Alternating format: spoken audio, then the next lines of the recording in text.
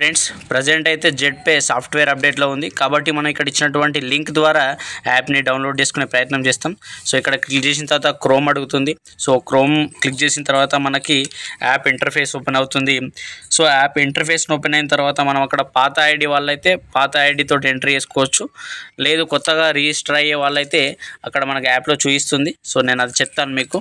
So ఇక్కడ మీరు app లోపల లాగిన్ అవ్వచ్చు. సో అక్కడ ఉన్నటువంటి డీటెయిల్స్ ఇచ్చేసి మీరు లాగిన్ అవుతారు.